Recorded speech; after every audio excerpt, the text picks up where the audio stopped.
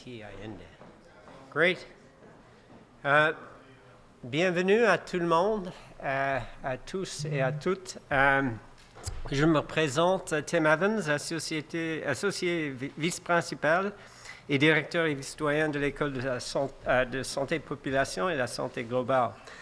I'm Tim Evans. I'm the director of the School of Population and Global Health and an associate vice principal of Global Policy and Innovation here at McGill University.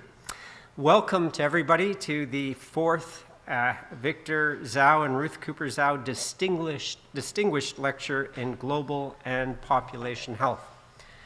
Before we get started, I'd like to acknowledge that we are on the traditional ancestral unceded territory, which has long served as a site of meeting exchange amongst Indigenous peoples, including the Haudenosaunee and the Anishinaabe nations. The land on which we're gathering today was marked by the presence of diverse Indigenous peoples who were here long before Canada existed. Very important for me as a white settler to acknowledge the privilege I have in speaking from these territories today, especially in light of our Victor Dzau and Ruth Cooper-Dzau distinguished lecturer. It's my great honor to extend a special welcome to Dr. Victor Dzau and Mrs. Ruth Cooper-Dzau, after whom this lecture series is named. And I'd also like to acknowledge that we have many members of our International Advisory Board. Victor Dzau chairs our International Advisory Board, and we meet twice a year, and we put people through 48 hours of grueling work, and we can honestly say the school is a much better place thanks to their leadership and their generosity with respect to providing us all sorts of wise advice and counsel. We have a very exciting agenda tonight, and it's now my pleasure to invite my boss for a little longer, Dr. David Eidelin, Vice Principal Health Affairs and Dean of the Faculty of Medicine and Health Sciences of McGill, to say a few words. David. Thank you, Tim. Bonjour à tous et à toutes. C'est un plaisir d'être ici avec vous ce soir, surtout parce que c'est presque la dernière fois que ça va m'arriver, là. Je suis à la fin de mon mandat et je suis un peu fatigué, alors c'est une bonne chose. What did I break now? Nothing. Okay. So thank you, Tim. It's really great to welcome everybody here for this wonderful lectureship. One of the many benefits of this lectureship is I've come to know Ruth and Victor personally, which is a great pleasure and honor for me and my wife Bridget. But also, I've also come to understand how important their contribution has been to the School of Population and Global Health and to our faculty. And so we are deeply grateful. I'm also very pleased to see that we chose Alika Lafontaine as our keynote speaker, as the Dzau speaker tonight, because I've heard him speak before, and I know what a dynamic and exciting speaker he is. In his own person, he represents a very important ideas just by being here, but you'll see he has lots of ideas to share with us. And you know, it's really great that that we're able to meet in person after the pandemic. The pandemic really underscored for most of us, especially those of us who don't work in fields like population and global health, just how important a school like this is, and just how important lectures like this are, how a perspective on how the world is interconnected, whether it is in a faraway country or locally, is so important to really being able to make a difference in terms of our impact on health around the world. And I note the title of Dr. Lafontaine's talk. I'm not introducing him, but Some of you will know that there is a projet de loi 15, there is a bill 15 that the health minister in this province has put forward, and he's our ninth health reform to finally get it right. Finally get it right. So I'm very much looking forward to Alika's comments to see how close we are. And so with that, I want to thank you all once again for being here. Thank Dr. Dzau and Mrs. Cooper-Dzau for their generosity of time and substance in supporting this. And I wish you all a great lecture. And I'm going to ask Professor Angela Campbell to come up and take the podium. Thank you.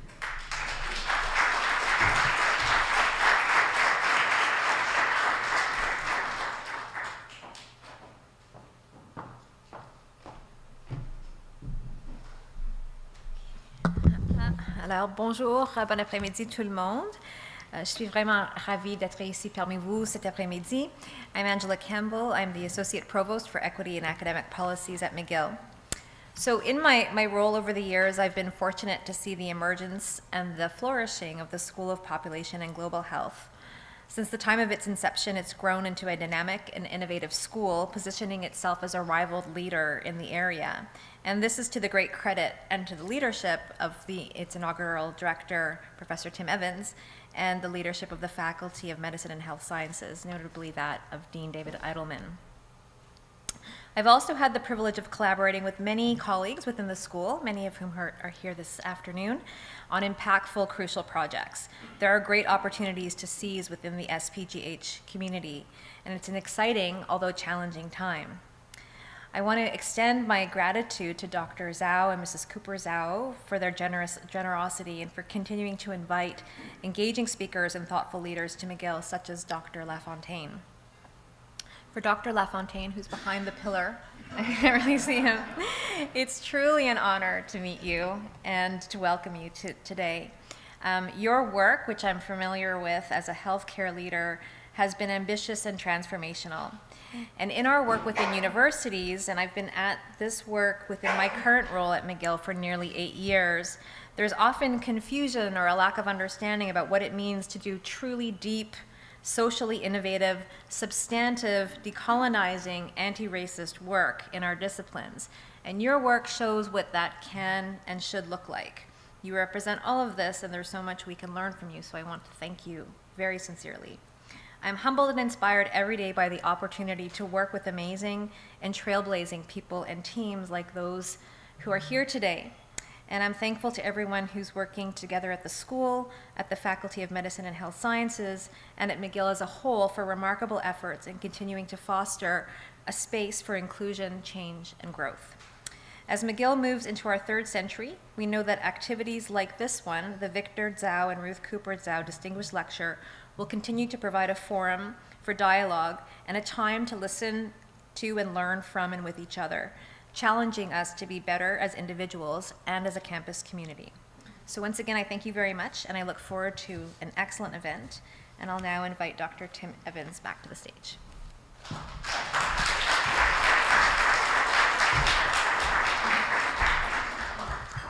Thank you, Professor Campbell and Dr. Eidelman. It's now my great pleasure to welcome Dr. Dzau and Mrs. Cooper-Dzau back to Montreal and back to McGill. Probably most of you don't know, some of you may, but this is where they met. And it was just a few years ago, but they're both very, very prestigious alumni of McGill, and they both share a similar gene when it comes to making sure you give back to your alma mater. And I think they have a personal interest in that, obviously, but we're the great beneficiaries of their generosity. I'm going to go through both of their CVs. It shouldn't take more than 60 minutes. But suffice it to say that Victor sits at the pinnacle of medicine and health in the United States, and I would say perhaps in the world, as somebody who leads policy for science, for evidence, for better health and health equity. And his leadership of the National Academies of Medicine and so many institutions that he's been a part of that are close to the rank of McGill, like Duke, Stanford, Harvard. They're getting close to McGill, has been absolutely transformational. I'm delighted I can call him a mentor because he's had a huge impact on the opportunities, particularly when we worked side by side in Washington when I was at the World Bank. He's decorated on so many fronts that it's impossible to summarize, but just to give you an indication, this weekend he will be doing 2 commencement speeches within 12 hours, and we think the air flight between the 2 locations in the United States is about 6 hours, so it gives you a sense of his honorary doctorates, etc. Ruth Cooper-Dzau has got a bachelor's degree in physical therapy from McGill, and she was a practitioner in the state of Massachusetts for a decade. And she is a committed and passionate leader of social causes and has worked very closely with the American Heart Association and something called Second Step, which provides shelter, support, and vocational training to victims of domestic violence and their families. She's been involved in all sorts of public good and contributions, including museums in Durham, North Carolina, and she sits on the boards of the Triangle Community Foundation, the North Carolina New Schools for STEM education, and she's a past vice chair of the North Carolina Symphony Board. So it's my privilege to invite Dr. and Mrs. Ruth Cooper-Dzau to the stage to introduce our speaker.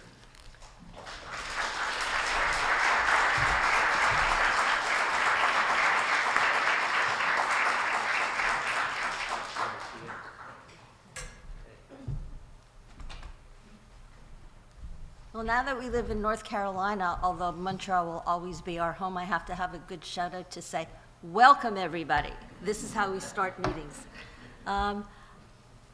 Very briefly, but very importantly, I'd like to also acknowledge and thank Dr. Eidelman because it was his vision, his progressive foresightedness in realizing that School of Population and Global Health was really sort of on the cutting edge and knowing that it would really make a tremendous difference on many fronts, but especially to McGill. And you can see the fruit of his efforts. And you know, he had to pull out a couple of, excuse me, I'm covering for pneumonia. He had to pull out a couple of aces from his sleeves, pull strings, do whatever he had to do, but this was something that, you know, it was his vision and he saw it. And then also in making and having Tim Evans be the inaugural and actual, you know, director of this program. I mean, we've seen over the past several years just the incremental difference it's made at McGill, the science and the everything else that it comes to just pushing this idea out there in the world, because we are all part of that world. And then the wonderful thing is that, you know, you study elsewhere and you see what goes on in different countries, and hopefully, as a guest in that country, you will take back with you some of the differences that have happened there and that can just make everything that much better worldwide. So it's nothing that we do is in isolation. And now we have sort of time of reflection, because Canada and a lot of Western countries are facing very similar situations. And the fact that we have our own different sets of economics within our own countries, you see that there are people who have been marginalized from healthcare. And that is something that we really have to look in the mirror and say we need to do something at home, not just elsewhere in the world. And I think the choice of Dr. Lafontaine is really sort of hitting a home run, because if you can't fix things in your own backyard, what really and how are you double talking elsewhere within the world? So I really think that this is a very timely choice and somebody who has been very accomplished. And Victor, you can take the rest because I'm not supposed to introduce our guest speaker today. Thank you. So let me first thank all of you for being here. It means a lot to us because we really are loyal alum of McGill University and very grateful to university. I want to begin by also acknowledging David and Tim. It is indeed David's vision. I remember that conversation with him and I said, that's spot on, bringing all these pieces together that had been existing silos with regards to epidemiology, infectious disease, global health, social sciences, data, you name it, because that, in fact, is the future. And thank you, David, for your leadership. We recruited Tim just before the pandemic. We were very wise.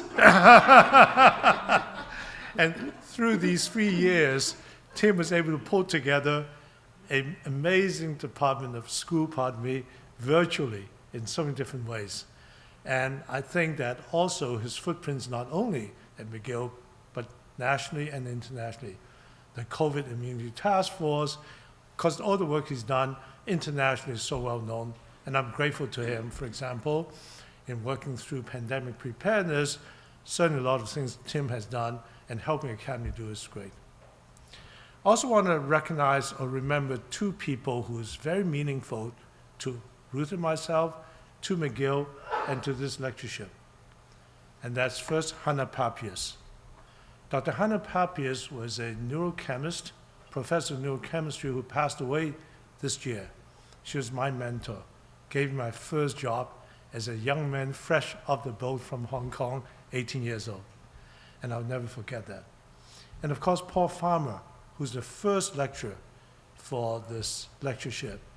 Paul, who's a dear, dear friend of both of ours, and he calls me his mentor, so I'm very honored to be claiming that position, has done so much for this. And of course, I think we all are thinking along the same idea of what we can do globally and locally as well. So Ruthie is right. So many when we think about global health, we've been focused a lot on international issues. But when you think about global health, global, of course, is at home as well. And we in the United States, and of course in Canada, have a lot of work to do. So for me, it is really an issue of equity. And when you think about equity, which is what we're very passionate about, it requires that you give everybody a voice at the table. And as Ruth said, there are many marginalized populations who has not had a voice at the table, not able to shape the future, and equity is giving everybody the potential to reach their full potential. So that's why I think today is so unusual and so wonderful to have Dr. Alika Lafontaine to speak. So I'm giving the option to introduce him, and because I just met him today, but I've heard about his work, it's really very impressive. The title of his talk is, What Brought Us Here Won't Take Us There. Let me say it again. What brought us here would not take us there. The rewiring of Canadian healthcare. Many of you know that Dr. Lafontaine is an award-winning physician, social innovator, and the first Indigenous doctor listed in Medical Post's 50th most powerful doctors, who was born and raised in southern Saskatchewan with a mixed Indigenous ancestry of Métis, Anishinaabe, Cree, and Pacific Islander. He has served in provincial national medical leadership positions for almost 2 decades, and in August 2020 became the first Indigenous physician to serve as the president of the Canadian Medical Association and the national voice, of course, of Canadian physicians. But importantly also, 2013 to 2017, he co-led the Indigenous Health Alliance Project. I'm sure you have all heard of this, one of the most ambitious health transformation initiatives in Canada history. Led politically by Indigenous leadership, the Alliance represents more than 150 First Nations across 3 provinces. The Alliance successfully advocated for $68 million for federal funding for Indigenous health transformation in Saskatchewan, Manitoba, and Ontario. In 2020, Dr. Lafontaine co-founded Safe Space Networks with his brother Khmer, Indigenous dentist, and software developer. Safe Space Network is a Web 3.0 learning platform for safe, anonymous reporting of healthcare harm and waste. Well, I can't think of a really better person to speak to us. And he's also a practitioner of anesthesia. You give us great honor by giving this lecture. Come on up.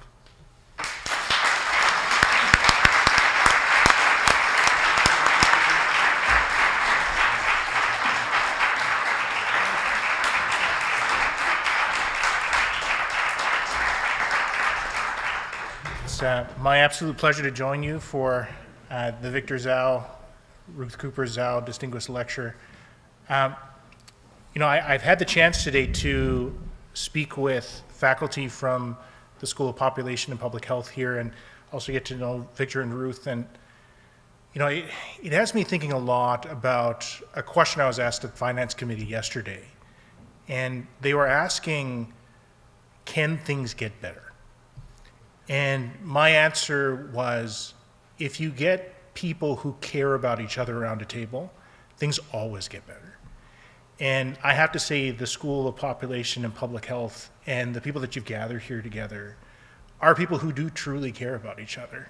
And I think it's clear through the work that they've shared and the successes that you've had here and what you're trying to build here and the impact you're trying to have across the country, that caring will really be at the center of system change and the improvement that I think we're all hoping for in coming years.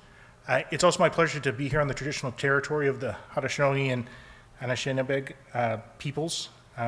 My home territory is in southern Saskatchewan with Métis Nation of Saskatchewan. I'll just share a bit about presenter disclosure. Not really any conflicts to declare. I do receive a stipend from the CMA as president. I've always had it drilled into my head to put objectives into slides, so sorry about that. But we'll try and cover 4 things today. We'll talk a bit about the current state of society and being healthy. We'll look back at health system complexity. I think we can learn a lot from history as we look forward to what we're trying to build. Talk a bit about how past solutions maybe have become our current problems, and then navigating the rewiring that's coming next. There's a lot of different ways to talk about the social determinants of health. One of my favorite ones actually came from an elder in Saskatchewan, and this is a bit modified from what he told me, but society is really about this fertile soil that you grow things in, and that soil is really a mix of economic systems, the way that we exchange value, and the social fabric, the things that keep us together. And if you have thriving soil, a bunch of different things grow. Systems of health, systems of education, social supports. You have basic needs like housing and food, etc. But over time, all societies go through ups and downs where soil eventually becomes arid. And I think across the world right now, it's pretty obvious to folks that both our economic systems and our social cohesion are really suffering. And as a result, the soil that our systems grow in are really suffering, and to a great degree have started to wither. And I live in northern Alberta in Grand Prairie where all the fires are right now. My wife is actually traveling down to Calgary right now. They drove through the fires and they sent me videos. So this kind of hits a little too close to home. It was actually a joke. But I think both literally and figuratively, a lot of us feel like our systems are on fire. They really just aren't doing what we want them to do anymore. And so as we move towards the future, it's really important for us to get clear on what we actually want. So there's lots of different definitions for health. This is just one of them. It's the one that I found to be most practical. But to be healthy means that you have the ability to manage your mental, physical, emotional, and spiritual needs leaning on your community. So that doesn't mean that you're free from disease. It doesn't mean that you don't have a disease burden. It means that in your day-to-day life, you have the ability to manage those things in the places that you live and that you work. If you're a grandparent and you have stable angina, you have a grandchild or a child or family member or friend who comes by to help with things that maybe overexert you, right? If it's the middle of the winter, you're not shoveling your own snow. You have a neighbor come by and shovel. That way you don't end up in hospital. If you have chronic COPD, you are able to do the things that you want to do, picking up your grandchild or moving from your bed to the couch to watch TV. It doesn't necessarily mean that you don't have disease. It just means that the social environment that you're in is supportive of you being able to do things in the way that you want. So in that context, what is the actual role of healthcare? Well, healthcare to me is a system that helps you when your community or social environment can't handle your needs. So it's not supposed to replace community. It's not supposed to replace your home environment. It's supposed to supplement it when you break through and have those problems that you can't manage at home anymore. And so the outcomes of healthcare are really getting you back to your life. And I think sometimes we have episodes where we have acute events, we come to the hospital, we come to a clinic, we have those treated and we leave and we don't come back for healthcare. Other times we start to have a bit longer of a disease trajectory where we start to engage with the healthcare system, and over time we come in and out. And then there's other ones where we lean heavily on the healthcare system. My father-in-law recently had esophageal cancer. He lived with us for 10 months. He was on a feeding tube for eight of those months. And we were at the hospital pretty much every day or every other day. And he's now back at home. The cancer has been removed. He's doing quite well. And the healthcare system for him did exactly what it needed to do. It got him back to his life and in the social environment that he could thrive in. Healthcare access and utilization has really changed since the beginnings of our public healthcare system. At the beginning, healthcare was really accessing the place in your community for care. You had your hospital or had your clinic, but because we weren't very mobile and our systems weren't as integrated and spread out as they are today, if you couldn't get care at that location, you were kind of out of luck. That was all healthcare was. And so over time, the health system started to scale, and initially when it scaled, it simply duplicated each one of those health access locations. Instead of having one hospital with all services, you now had 2 hospitals with all services, and then 3 hospitals with all services.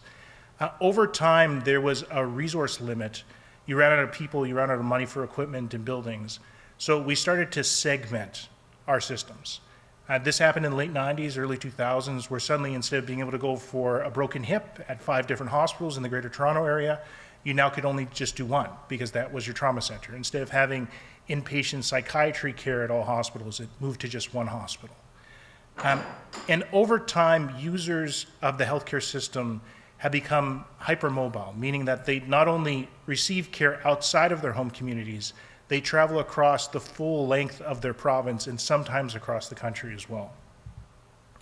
Despite changes in how patients utilize systems, small iterative changes have remained the norm. So to a great degree, the same solutions that we've had since the beginnings of our public healthcare system continue to be the solutions that we apply today in all of these different areas.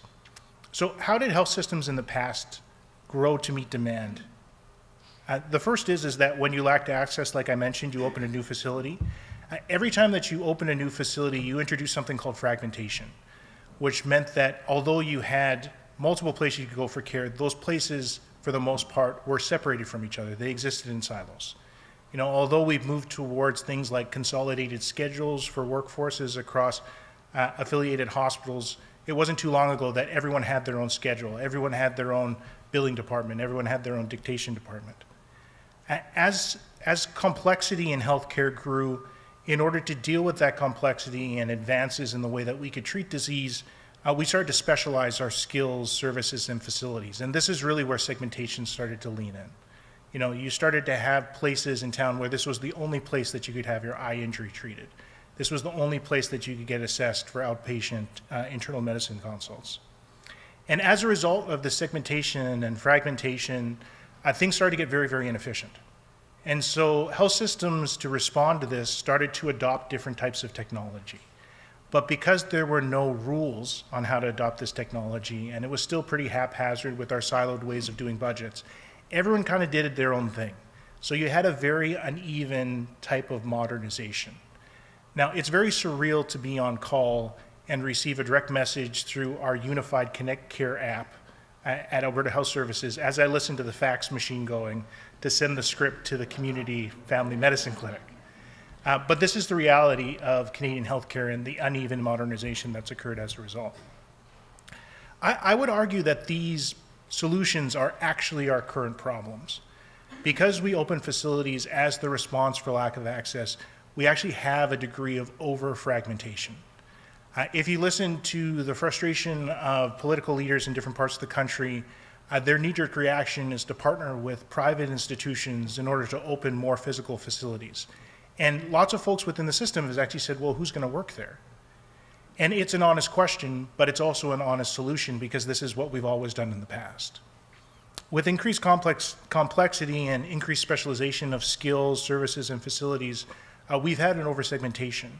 I served on the Council of the Royal College of Physicians and Surgeons for years. Over that time, we had multiple applications for new subspecialties, multiple applications for something called AFCs, which are ways of adding additional competence to the things that you do. We've further specialized away from being able to deal with the general types of complaints that patients have day to day. It was a surreal moment when I realized that certain surgical departments in the country actually have training on how to be a general surgeon. So they teach you how to do gallbladders and other things, which used to be just how you were trained. With low efficiency or high cost and adoption of technology and uneven modernization, all these things together have led to worse interoperability, meaning that we have no idea where our access is. We don't have a clear idea of where our hospitals are, clinics are. We don't have a clear idea of who works and where and what they do.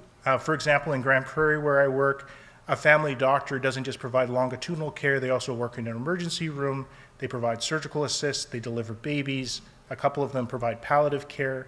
So depending on who ends up retiring or moving on, that can have very, very different impacts on the stability of healthcare systems.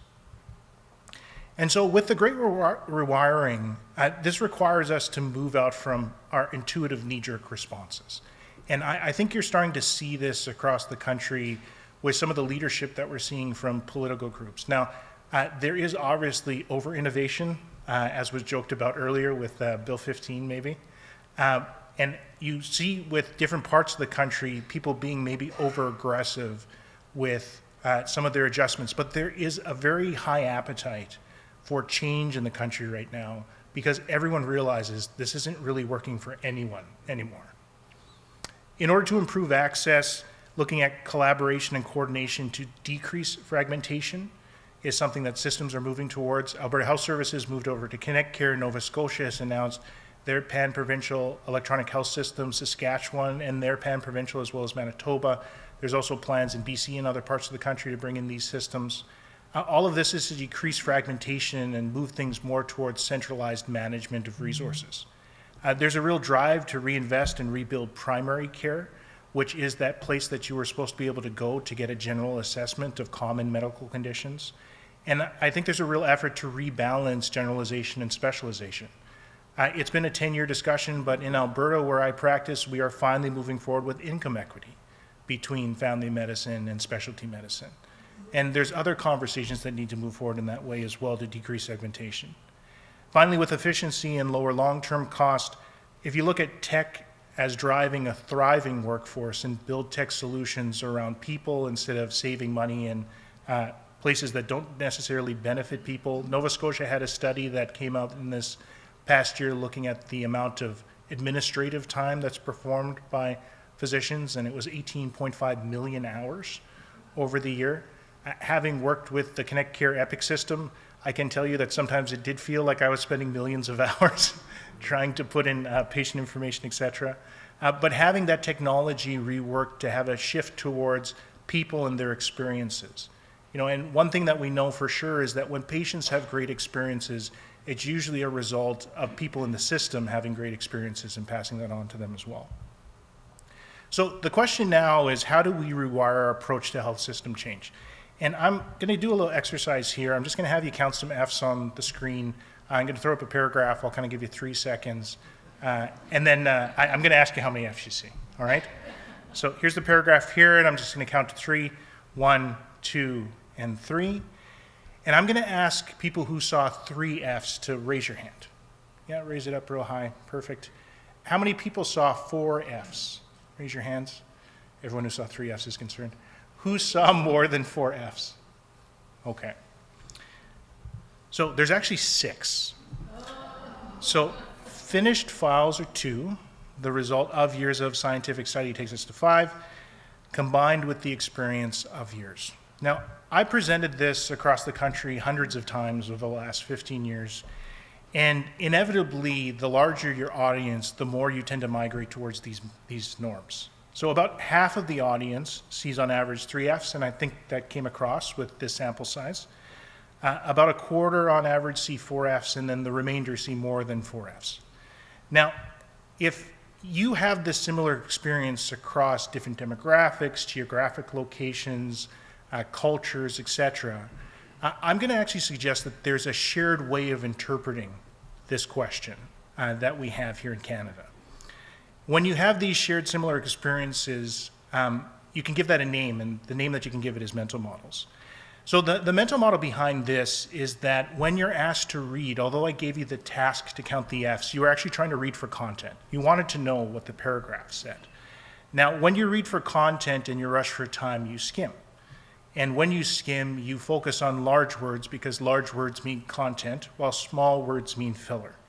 And finally, when you read aloud, the sound of the F in scientific sounds different than the sound of F in of. And for those reasons together, that's usually the reason why you share this mental model. Now, this mental model doesn't work on certain folks. If English is not your first language, and that's defined as thinking in a different language, if you think in French and then you translate in English before you speak, this tends not to work on you. And for whatever reason, those who are not formally schooled past grade 4, I don't know why, but I always lose bets whenever I try and challenge grade 3s with this. So I'm going to have you go through one more exercise here. I'm going to have you read the triangles. I'm just going to have you read from left to right, and I'm going to put that up here and just give you 3 seconds again. There's 1, there's 2, and there's 3. I'm going to have you read them one more time. If you did not catch the double words, raise your hand. What's interesting about that is the exact same trick. There's no other reasons. There's no different mental model. It is the same mental model. And I use this to illustrate the power of these mental models, these things that we've normalized as far as our responses. I'm sure in your work in healthcare, you see folks who just can't seem to get past old ways of doing things. They come by it honestly. It is very, very difficult to confront these mental models in a sort of meaningful way without specific intervention. So mental models are shared beliefs. They can come from shared experience, influence. They're often rooted in personal identity. You know, folks who can't see racism tend to have a deep identity that they're good people, and that kind of fights with that personal identity. You know, I remember when patient-centered care first started being popularized in the mid-2000s, our first discussion after hours was with one of our staff who had been up for 36 hours. And their first statement was, how could I not be providing patient-centered care? I've been here for 36 hours. You know? And so these shared beliefs provide us unconscious and conscious signals on the way that we're supposed to behave. And that behavior is sometimes labeled as bias, but that behavior really drives the way that we act in the absence of a specific intervention. These mental models, they don't have to be true, they don't have to be realistic, and they don't have to be adaptive. And so what this means is that you believe something even though in that belief you're actually creating more problems for yourself. And finally, if you can change a mental model, you actually always change behavior, inevitably. There's a really great book that this quote comes from, James Clear in Atomic Habits. Several of you probably have read it. You do not rise to the level of your goals, you fall to the level of your systems, and I'll substitute systems for mental models. So the real reason why systems stay the same is because the mental models they're built on remain the same.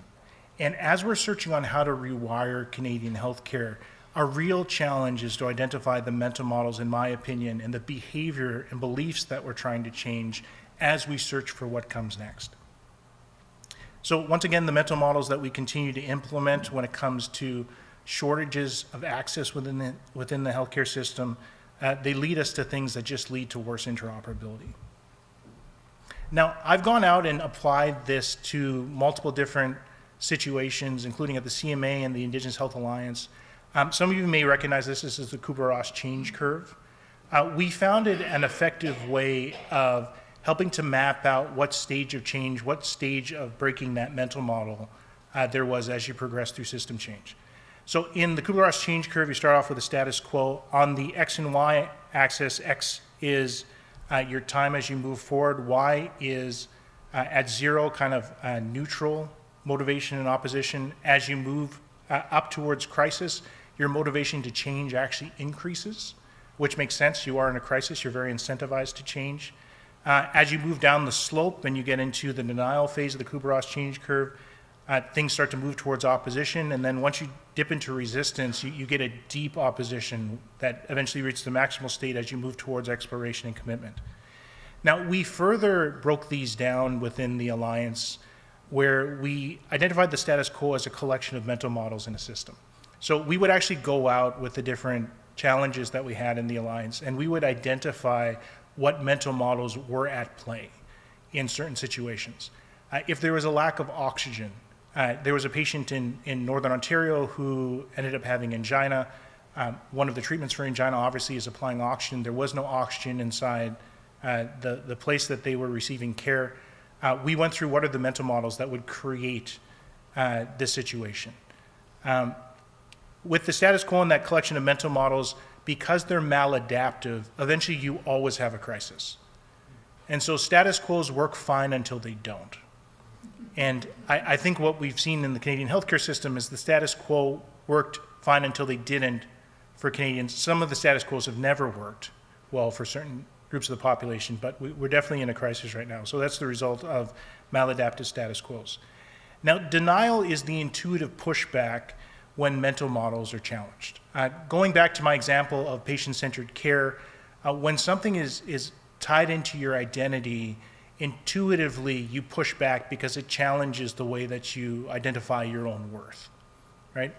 I've talked about anti-racism across the country. One of the things that I try and curate in my presentations is a moment where folks in the audience can actually breathe and realize that although you may participate in racist actions or exist in racist systems, that doesn't mean you're a terrible person, right? What people actually want to hear when they're learning about these things is that you believe they can change, that you don't blame them for things that are beyond their control, and that if they did do things that were within their control, they can change and they can make things better.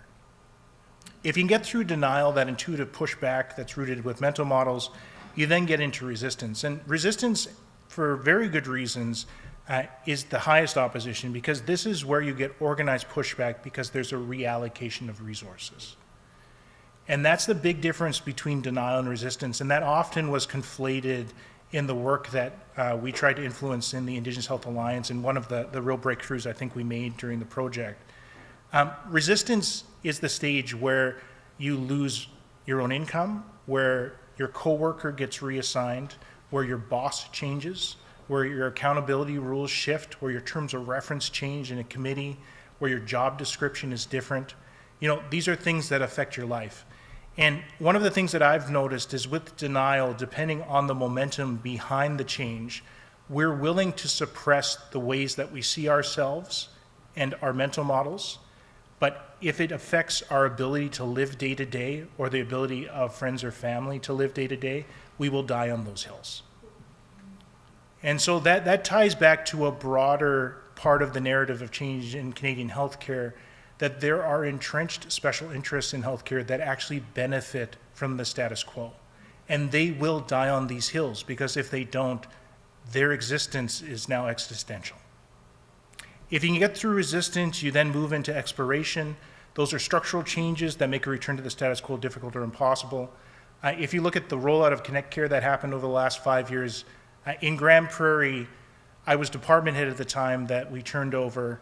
I asked them, well, what are we supposed to do if it doesn't work? Because I noticed you took all of our paper, like there was no paper in the hospital. And they said, no, there is paper. And then they handed it back and it was all cut up and shredded. But I asked, well, what do we do? And the person who was there helping shepherd us through this change said, we don't know, but you can't do what you did before. And so that's an example of making it very hard to go back in time. And so when you get into the commitment phase, this is when you actually restabilize to new status quos. And like I said at the very beginning, every status quo eventually becomes maladaptive. And so our systems are constantly in flux, where the things that we establish as broadly held, commonly accepted beliefs in healthcare systems have to shift from time to time because the world around us changes.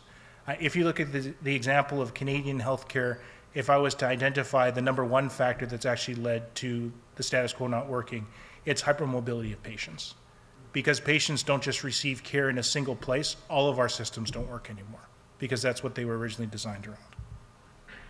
So when we focus on change, we tend to focus on three parts. We focus on crisis, we focus on exploration, and we focus on commitment. But the reality is change actually happens within the status quo, denial, and resistance. How many of you folks have been a part of studies where you've come out with recommendations and then the whole push is actually to get people to sign off on supporting those recommendations? And then after you have a broad group of stakeholders sign off, you sit back and you I've done this too, you pat yourself on the back and you wait for the change to occur and it doesn't. Right? And that's because the actual change is helping people wade through denial and resistance.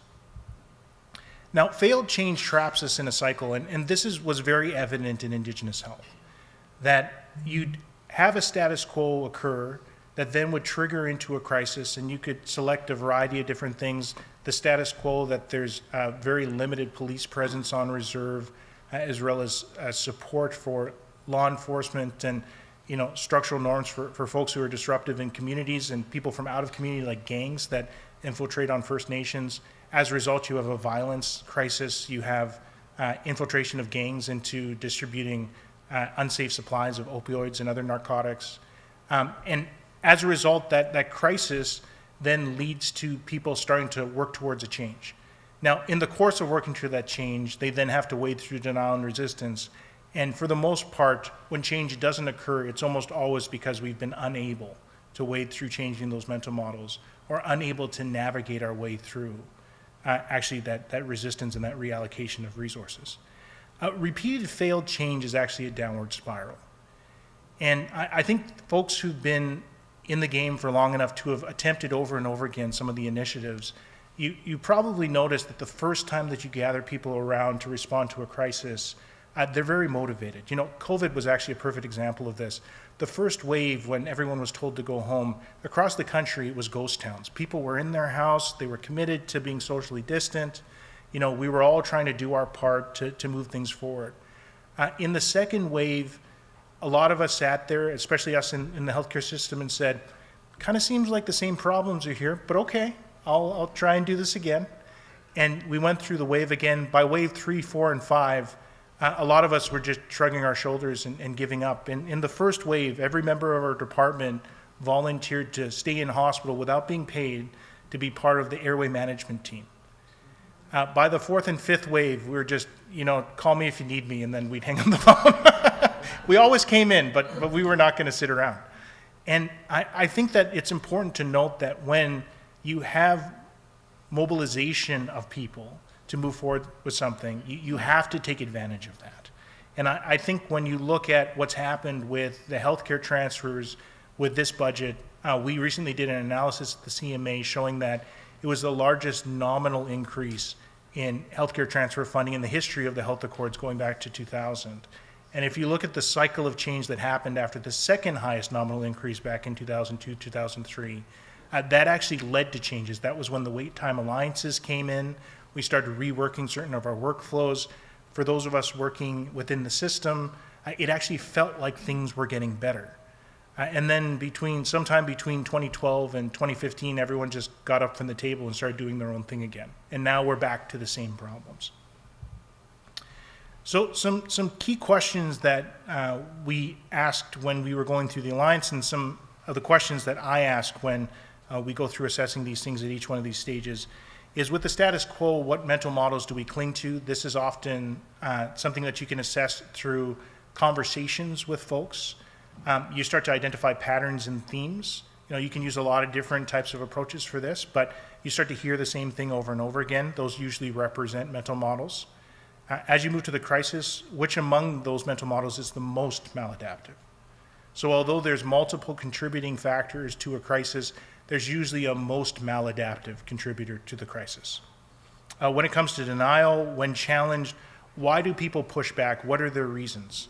When someone pushes back against, something related to anti-racism, I often go to that person's self-identity and making sure that they know when we work in anti-racism, they can change and so can the people around them. With resistance, who are the resources winners and losers with the reallocation?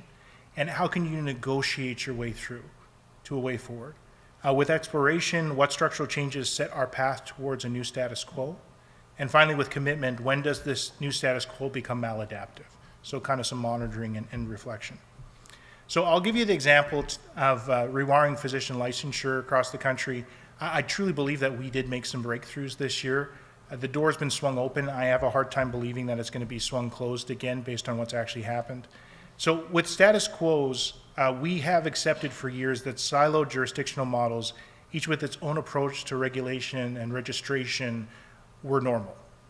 We also accepted that they were sacrosanct ways for us to maintain quality and safety within the healthcare system. Now, these things are actually not true. I love our regulators. I have supported them in work across the country, but if you look at the safety claims, safety actually hasn't shifted in the last 20 years. It's remained between 5 and 6% harm. And so you could make the argument that things would have gotten a lot worse if not for regulation, which is 100% fair. But the idea that regulation in and of itself is the source of safety in the system is probably maybe stretching that a little too far. In our crisis that we have with health human resources, we've actually realized that regulation and registration is the bottleneck. This is the reason why people can't move from one place to another. When COVID broke out and suddenly we opened the doors to new ways of doing things, we realized two truths. The first was that our healthcare workers would actually go to the places that they were needed if they were able to do it easily.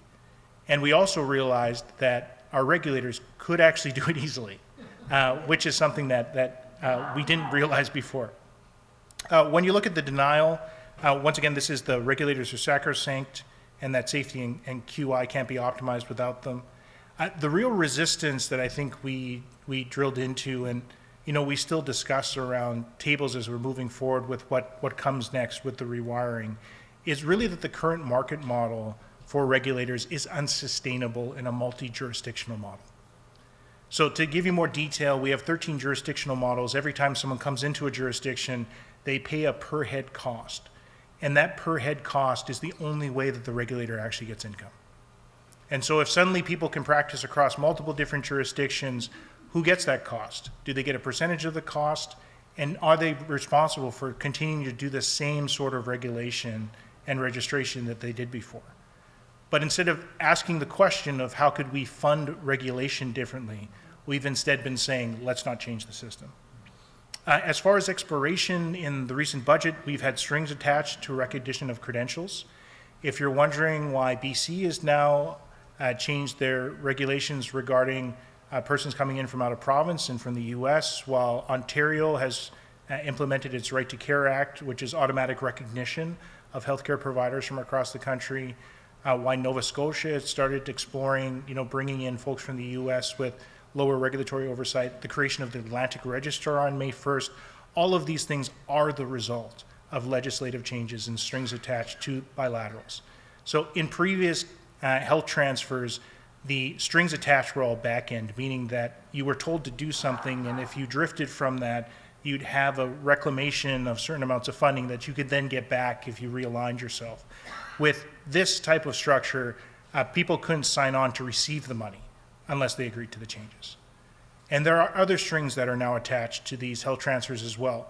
Depersonalized health data is something that provinces had to sign on for. There's likely going to be a national persistent patient ID, meaning that now your patient identifier across all databases is going to be the same. without which we were unable to actually track folks and their utilization across the country. So there are quite a few things that are happening in this exploration phase that's going to make it hard to go back. And finally, the commitment and what we're at the stage with working through right now is how do we fail-safe concerns about things that might happen. There's been concerns about an exodus that would occur from rural and remote communities if, pan-Canadian licensure was brought in, which I don't actually think has its root in reality. I think it's probably a maladaptive mental model. But how can you fail safe for those things moving forward? Just a couple of notes before ending. We failed to change the status quo when two things happen. The first is we hold tight to mental models that have become maladaptive. We failed to overcome denial. And second, entrenched special interests supersede mitigating crises. And that's a failure to overcome resistance. So the real question for Canadian healthcare as we enter into this era of rewiring is, are we willing to navigate towards more adaptive mental models? Are we willing to let go of what we believed in the past so we can believe things that are more pragmatic and practical moving into the future? I've always believed that systems can change because people can change. All meaningful system change in any environment has always been the result of social movements. And as I come to know the faculty today at the School of Population and Public Health, I can tell you that it feels like a social movement. It feels like a collection of people who are aligned and focused on a similar outcome, and as a result, they're trying to find creative ways outside of what's been done before to confront our current problems. I've always believed that the way that you retain wonderful faculty is by recruiting excellent students, and the only way that you have students succeed is by recruiting excellent faculty. So I just want to congratulate you on what you've built here. In behalf of the Canadian Medical Association, I want to thank you for the work that you continue to do, and thank you very much once again for the invitation today.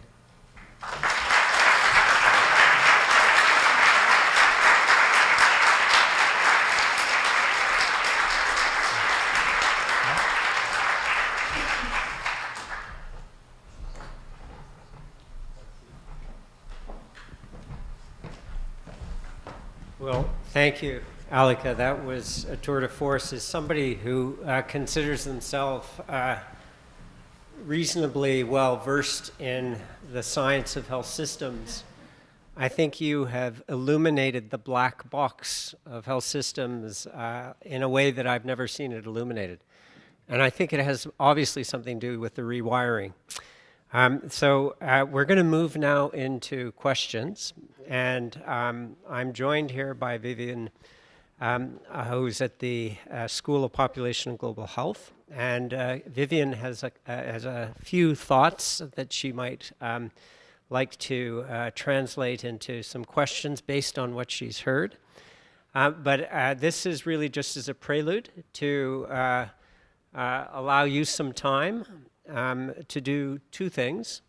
One is to think of a good question or comment and response, and we have microphones in the middle. And the second is to tell me, in the model of motivation that included status quo, crisis, denial, resistance, exploration, and commitment, how many Fs were there? So, Vivian, over to you. Thank you so much, Alika, for that amazing seminar. And yes, please feel free to come up to the microphone at any point. We'll kind of field questions from the audience, so feel free. So my first question is really speaking to your incredible experiences and accomplishments as an advocate on health equity and justice issues across Canada and internationally.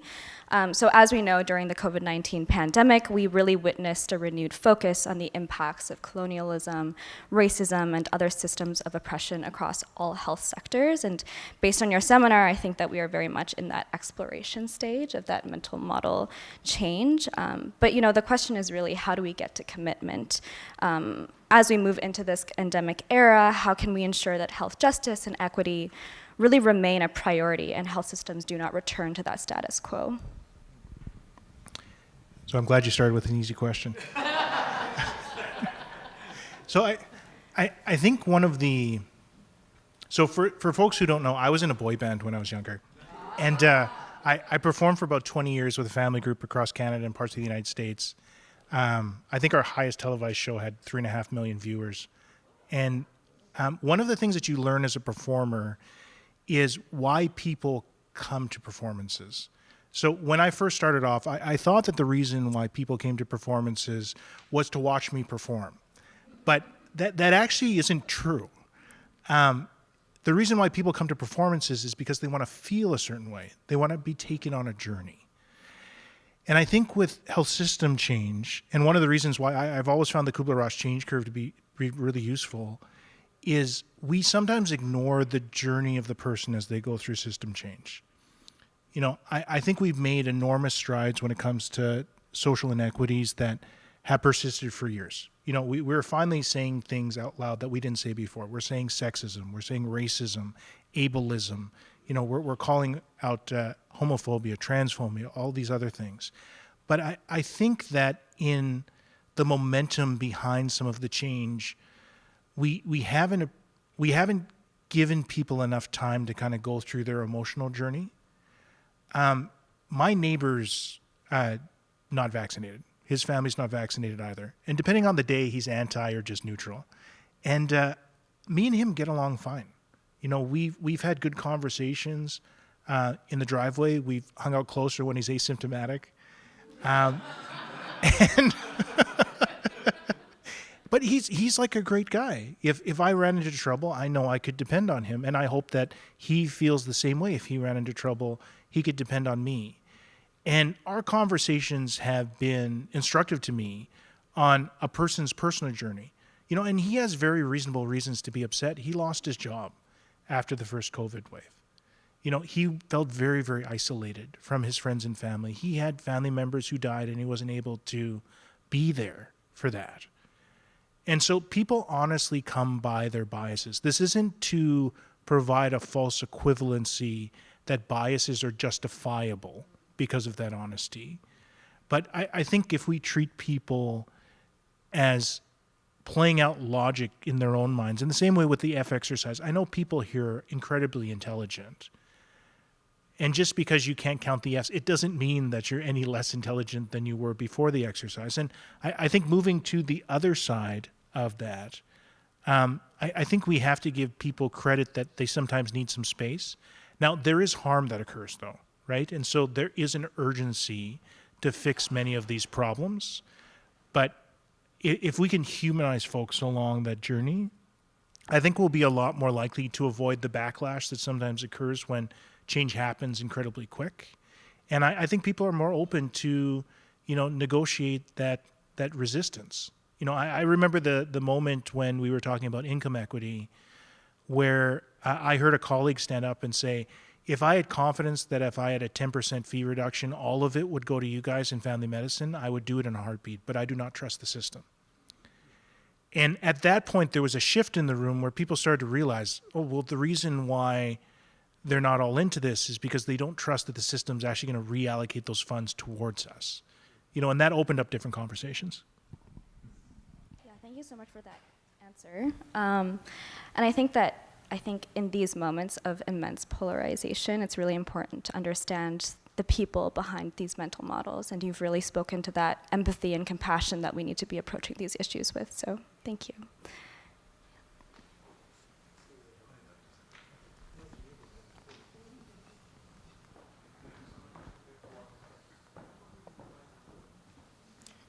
It's so weird walking all the way back here. Thank you, Dr. Lafontaine. I have a question just as a member of the general public and as a student of this school. We're in like a really precarious time right now where a ton of people are having a very difficult time accessing healthcare. And I've experienced this firsthand, both as a I guess, migrant, we'll say, to this province from Manitoba, but also even being a resident of Manitoba. My partner had really bad appendicitis right before we moved, like the week before we moved. It took 3 days for him to be seen in urgent care. And he still hasn't had a follow-up CT scan. So I guess I'm just wondering how best we should be advocating as not only future practitioners, but also as people who need to access our healthcare systems, how best to make sure that we can advocate for the change that we need. So in that model of status quo crisis, denial, resistance, exploration, and commitment, the fuel for forward momentum is crisis. But what are we taught to do with crisis? We're taught to suppress it. We're taught to mitigate it. We're taught to be loud, but not too loud, right?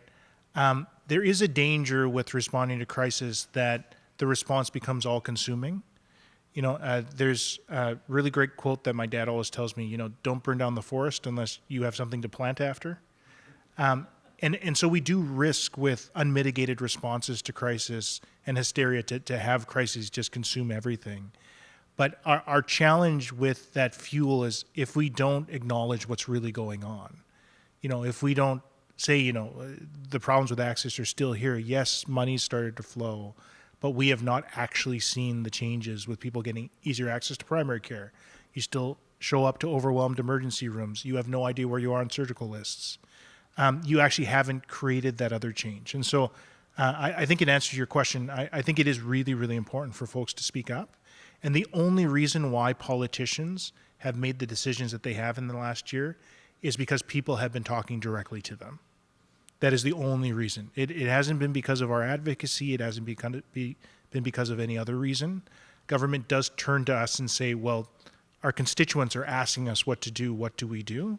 And that's the role that we play. But it's been because people like yourself have been amplifying that it truly is a crisis. Alika, I truly appreciate your speech or lecture, and you made many good points. Some I certainly agree strongly with. We at the National Academy is asking this question for a long time, which you have articulated, which is how do you gain trust and how do you communicate? And some of the examples you gave clearly leads to the issue of understanding behavioral sciences.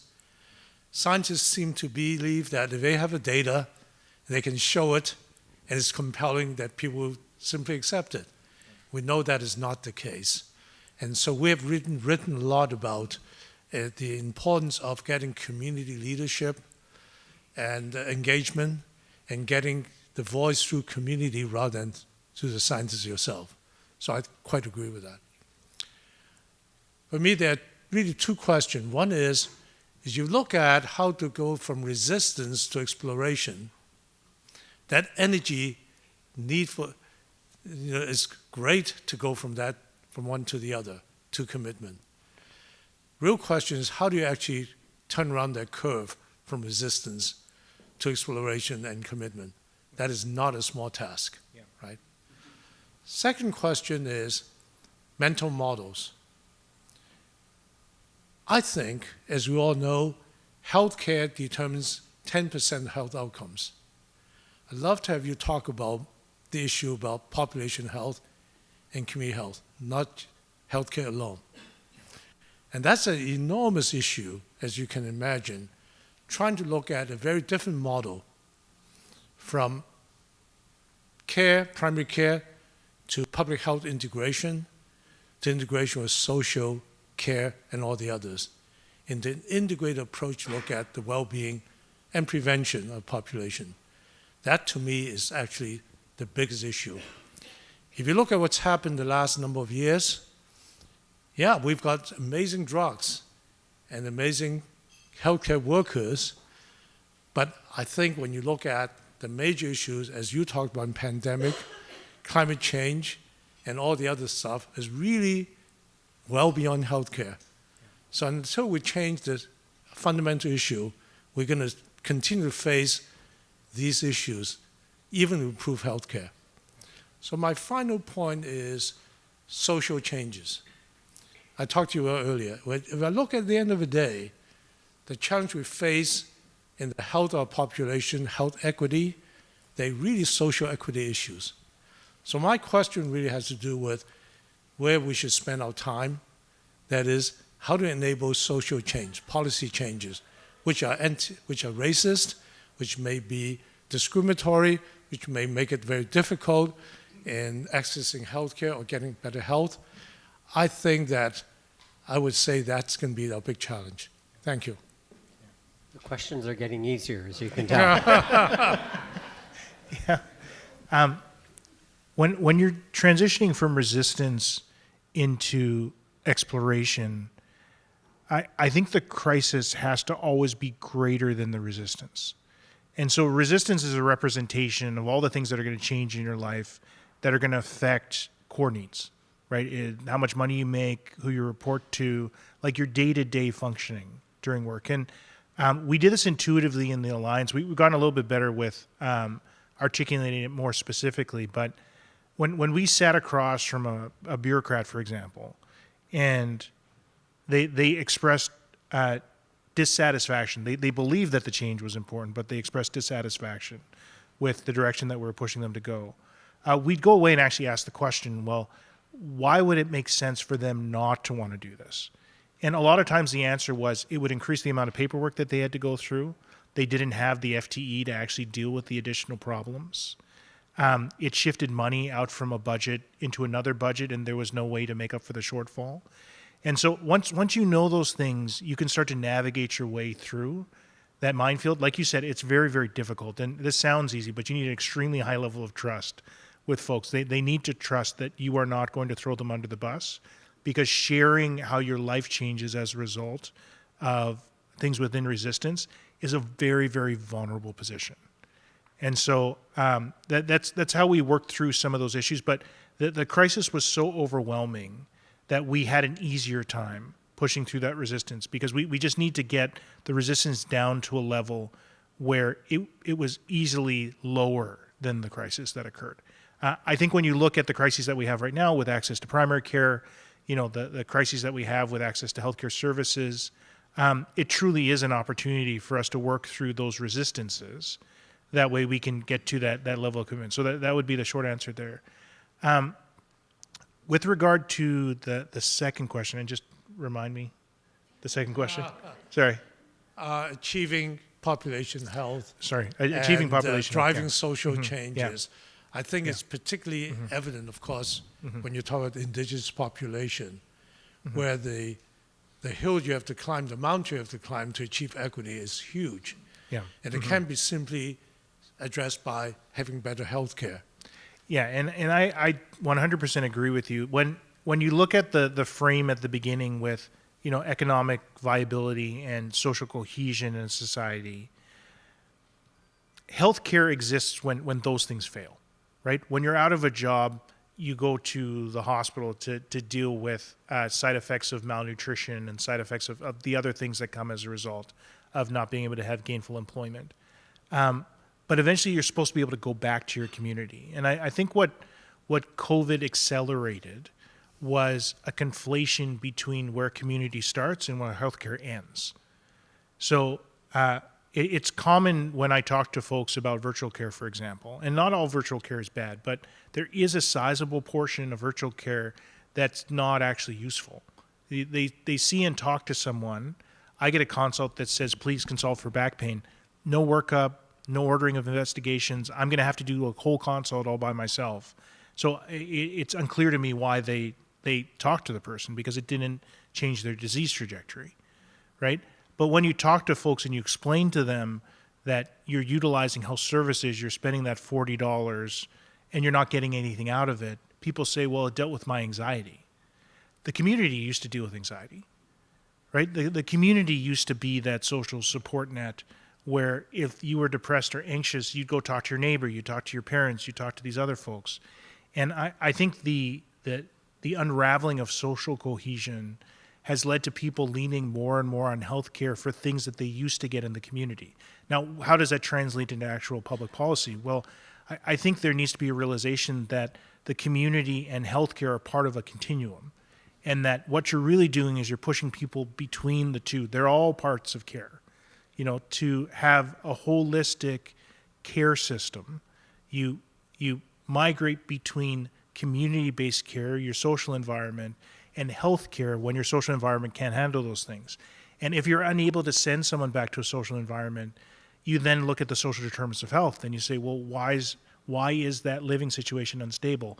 Why can they not get what they need that the healthcare system doesn't necessarily need to provide in that environment? And that's where I think things like the The new dental care program that's out there is going to have big effect. The healthcare system is going to create an opportunity for hundreds of thousands of kids across the country to have their teeth fixed so they can eat food again, things that they can do in community care versus having special formulations like you get in hospital. It's going to remove their problems with, jaw mobility, et cetera. It's going to help to fix problems that they have with self-worth and self-image when it comes to having teeth that don't look the way that they want them to. I think with things like pharmacare, it's the same sort of thing. You go to hospital because you can't afford your medications a lot of times. When you have complex polypharmacy with geriatric patients, for example, you could be in hospital for 2 or 3 months as you try and temper that. But a big reason for that is they actually can't afford their medication, right? And so I think the moving back and forth is something that we have to consider. And I think it's easier to do that in Canada than it is in the United States because there's a clear integration and there's a single funder. If you indulge me, I'd like to just make 2 points again. One is, if you look at, Elizabeth Radley did a really important study, look at the expenditure of healthcare versus social care. The United States ranked by far the highest, as you know, in cost of healthcare, and the middle in social care. Whereas you look at other countries where the balance of spending more on social care reduces their healthcare. My second issue, which is a really important one, I believe when you talk about social determinants, where people live, how they live condition, the work or job they have, to me, these are issues that we as clinicians think about how to help that individual. But I think they reflect a much larger social policy issue. Right? I mean, what do we have in the United States? Redlining. We have lots of things like this. My only point I'm making is that really want to make a difference, that's where we need to put a lot of effort into it. Healthcare is important, but it's only 10%. Yeah, and I 100% agree with you. And, if you take the forest fire situations, for example, if you're a First Nations person living on reserve, you have an 81 times greater chance of your house burning down in the midst of a forest fire. Why is that? There's no fire stations. There's no volunteer firefighters. And so I do 100% agree with you. We have to invest in local infrastructure. And I've often thought that it would be a great study to actually look at the location of health access hubs across the country and identify the distance that a person would have to travel in order to access those hubs. I think we'd actually see that the source of a lot of disparity is literally that people can't get to where they need care. Thank you so much for this thought-provoking conversation. I know that we just have a few minutes left, so if we can go with one more question. Why don't we do this? If we can take the 3 questions, and we're going to test Alika here to see if he can keep all 3. I have no doubts, actually. But please, go ahead. Thank you. Thank you so much for the insightful talk. I have a relatively easy question. So we've talked a lot about empathize with people and being very communicative with them. What about in the case that people refuse to communicate with you, either through trust problems or through just people simply are not interested in the topic you're passionate about, or people just simply refuse to communicate? Great. Yeah. Simple? Yeah. We're going to go 1, 2, 3? Yeah, 1, 2. Okay, so I read your bio, and an anesthesiologist and top 50, and it was so impressive. But I was most impressed that you set up this anonymous self-help line for Indigenous communities to be able to express their concerns or their problems anonymously, because they weren't being heard if they spoke themselves. And so I was hoping to hear a little bit. I don't know if there's time now to about your actual work with the Indigenous community, and how you what you're doing. Because to me, that's the model. It's like you're speaking to a population, and you're able to figure out what they need to be heard. So, thank you. I just want to go back to Victor's, and I'm from a country that we are basically have a very strong health system in Chile, based in primary care and all of that. But we have that it doesn't really matter what we do with the healthcare system if we don't address the social systems of care. So we are moving toward a social care system instead of a healthcare system. The problem when you do that, though, is that the curves that you showed are much more pronounced and have to do with real power. This is not perception, it's real power. People that are losing power, are losing prestige, are losing money. And then the problem, what I want to say is that in my opinion, is much larger, and it's not a health sector, health system problem. It's a society problem if we want to fix health. So that would be my comment. Thank you. Yeah, thank you. So, in answer to the first question, when folks don't want to engage, there's a lot of different reasons why people engage. So my answer will be slightly different depending on the reason, right? Some people don't see value in exchange, right? And so one thing that I often stress to folks is go to places where there is value in exchanging ideas. If someone just doesn't want to engage unless they're a decision maker or someone who controls resources, it's probably not worth your time to spend a whole lot of time trying to convince them that you want to talk. Because at the end of the day, you can't have change without resource reallocation. So just be clear of what you get out of the conversation. And then the second is what you're putting in. So you want to discuss an issue. What are they getting out of the conversation? You know, one of the great value adds for unpacking, you know, anti-racism is related to decreasing hostility in the work environment and actually just having a better work day. You know, if you don't have racism in a working environment, you can show up and everyone's just happy. And I would say in general, most providers actually really enjoy it, even the grumpy ones. So that's an answer to that one. In answer to the second question about safe space networks, so we have networks across Ontario and BC. What we found through the experience of the Indigenous Health Alliance, I reported the hanging of a noose back in 2016. I thought I had lost my job. So I went through 4 years of being afraid that anything that I was going to do was actually going to lead to me being fired. My brother, who's the co-founder, was misdiagnosed with something. And I mean, every doctor can diagnose appendicitis, even an anesthesiologist. So he phoned me at 2 a.m. and he told me about his symptoms. And I'm like, you have this. And he said, no, the other person said I had that. And then I asked how they diagnosed him. And there had been no blood work, no imaging, no physical exam. And I said, you're in serious trouble. And he said, well, actually, I'm starting to feel a bit better. And I'm like, you're in real big trouble because I think your appendix is ruptured. And I actually phoned a colleague who worked at the hospital that I had worked with. His car had started on fire while I was there. And so he remembered me. That's a different story. But we'll talk about that over dinner. Yes. Yes. But so that risk of retaliation is really at the root of how we design the network. The other thing that we designed it to be is not to be a formal reporting system, because there are legislative and policy reasons why things are structured the way that they are. But the truth of being a medical leader, and I've seen this as a leader myself, you can act on any concern that you want, depending on whether or not you want to act on that concern. So I can overhear something inside the lunchroom and launch an investigation, or I can get a formal report, and depending on who it's written to, I can just suppress it. And so I think what you can take away from that is when people share things, they don't need to go through a formal reporting system to do something about it, even though that's the way that we often frame it.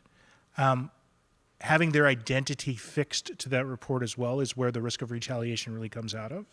And so that anonymity is extremely important, because now people can share openly without worrying that they're going to lose their job, lose access to care, et cetera.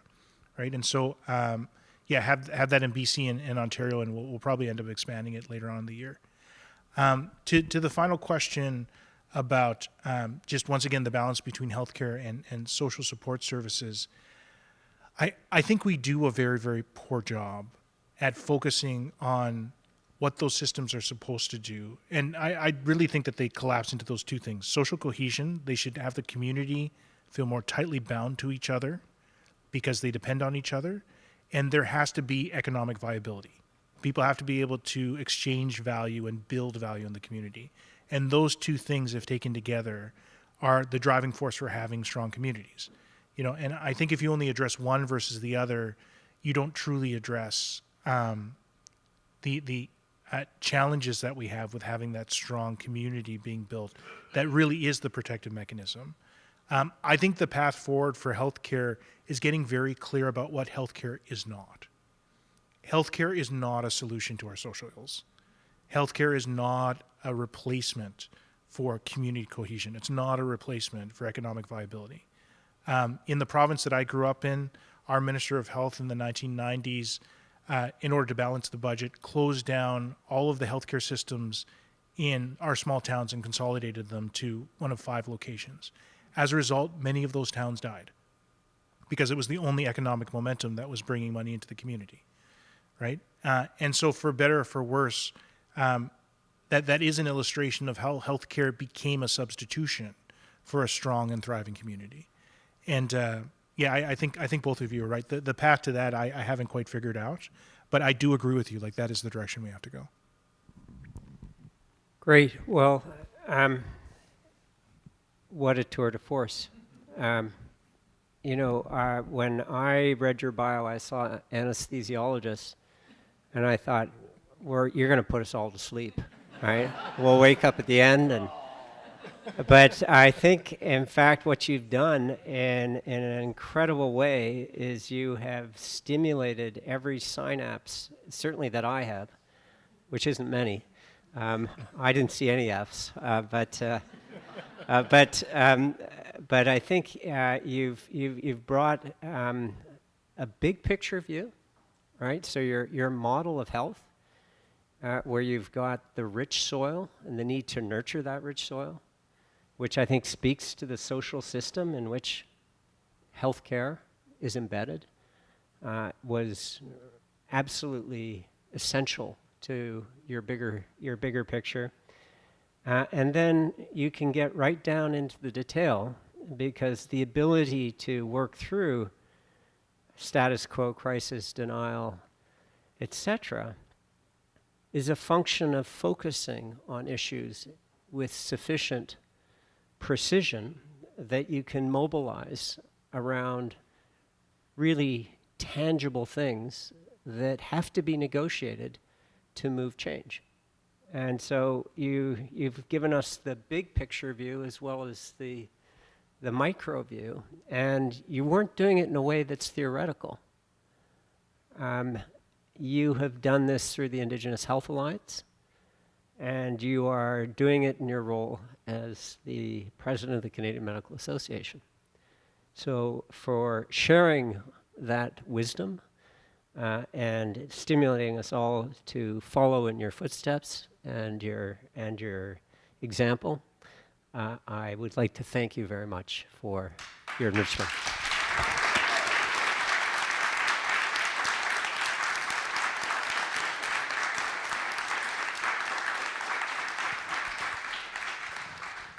So we are, and the answer, by the way, to how many Fs there were in the Kluber-Ross 6 words is none. But there are 6 S's. But I had to study that over the course of the lecture. So we're finished at the moment, but if people would like to chat with Alika, please feel free. And thanks very much.